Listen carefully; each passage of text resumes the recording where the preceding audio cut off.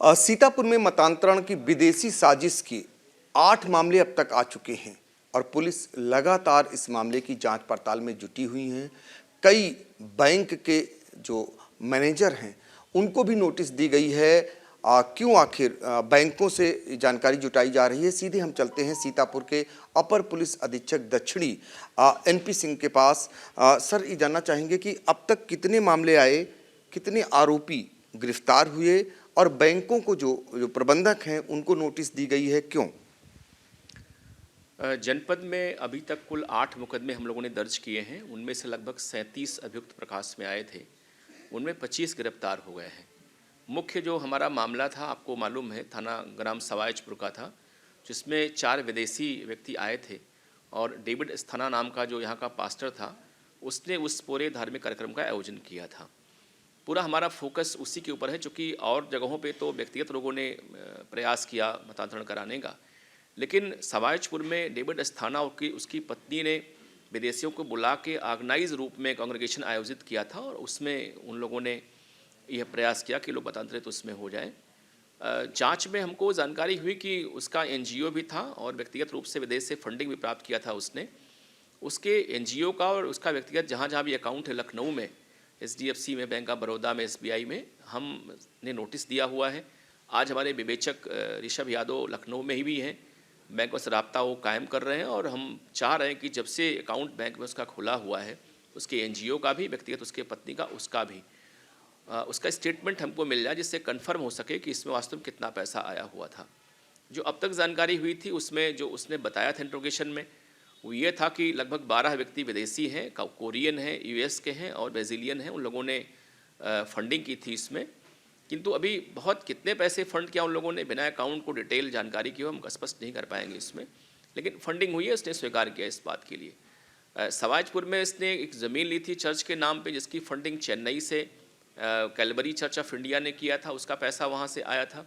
बाद में 2020 में उसने अपना एक और भी मकान के लिए पैसा ज़मीन लिया, तो पैसा उसने स्वयं व्यवस्था किया था उसने। तो पूरा नेक्सस हमें लग रहा है ये, चूँकि वो व्यक्तिगत तौर से जो डेविड अस्थाना है वो स्वयं भी 2 बार विदेश गया, एक बार साउथ कोरिया गया है और एक ट्रिप में वो हॉलैंड होते हुए अर्जेंटीना और ब्राज़ील में गया हुआ है। तो सब मिला के ये संदिग्ध व्यक्ति है ये, इस पर हमारी पुलिस इसमें कार्रवाई कर रही है। स्टेट में हमने बैंकों को 91 सीआरपीसी की नोटिस दे रखी है, वो हमको सूचना उपलब्ध करवा भी रहे हैं। मैं पूरी जानकारी कंपाइल कर लूँ, फिर आपको मैं शेयर करूँगा इसमें। जी, तो मतांतरण अब ना आगे हो पाए, इसको लेकर किस प्रकार की निगरानी की जा रही? चूँकि जो हिंदूवादी संगठन हैं वो भी एक्टिव हैं और उनका ये कहना है कि कई जगह शिकायतें मिली और उसके बाद पुलिस ने कार्रवाई भी की है।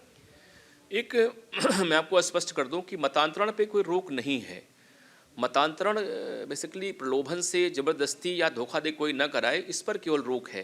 क्योंकि हम लोग एक ऐसे कंट्री में, देश में रहते हैं जहाँ पे लोकतंत्र है, सेकुलरिज्म यहाँ पे है, तो कोई व्यक्ति जो भी जिस धर्म को चाहे वो फॉलो करे, लेकिन प्रतिबंध केवल यह है कि इसमें कोई प्रलोभन न दे, कोई उसको धमकाए ना, कोई पैसा न दे, कोई किसी को ठगे ना।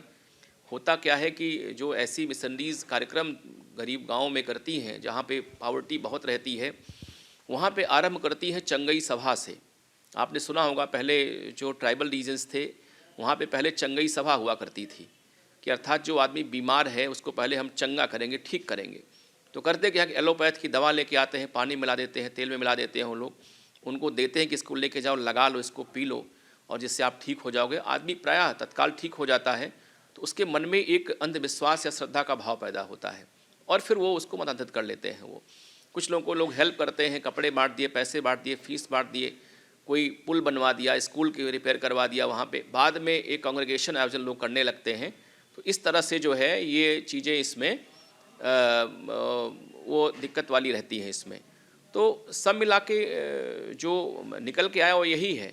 मैं आपको बता दूं कि अब तक प्रदेश में जो दिक्कत थी वो ये थी कि कोई स्पष्ट कानून नहीं था प्रदेश में कि मतांतरण रोकने के लिए। हम लोग आईपीसी की तमाम धाराएं थी, उनको दाहिने बाएं करके इसमें हम लोग कानूनी कार्रवाई करते थे। लेकिन वर्ष 2020 में आपने देखा कि एक्ट बन गया और 2021 में उत्तर प्रदेश धर्मांतरण निषेध अधिनियम 2021 भी बन चुका है। वो अब पुलिस के पास एक बड़ा स्पष्ट विज़न और हथियार भी है, एक्ट भी है। तो पुलिस इसमें कार्रवाई कर रही है। इसमें आपने देखा जो भी अभी कार्रवाइयाँ हुई हैं, हो सकता है विगत वर्षों में कार्रवाई वो लोग मतांतरण करने का प्रयास किए हों, लेकिन चूंकि कानून स्पेसिफिक नहीं था तो बहुत ज़्यादा इसमें कार्रवाई हो नहीं पा रही थी। अब कानून चूंकि आ गया है, वर्तमान सरकार ने पहल की है, तो इसलिए कार्रवाइयाँ इसमें हो रही हैं।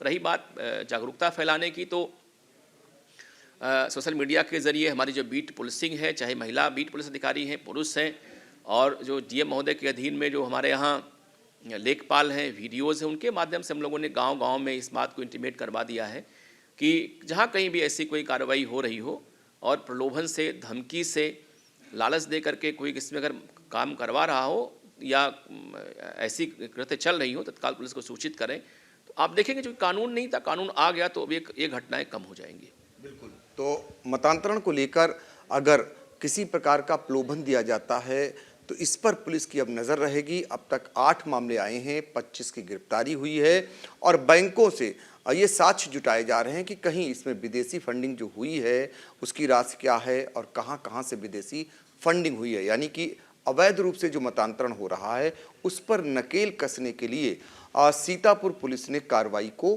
तेज कर दिया है। सीतापुर से एबीपी गंगा के लिए पंकज सिंह गौर।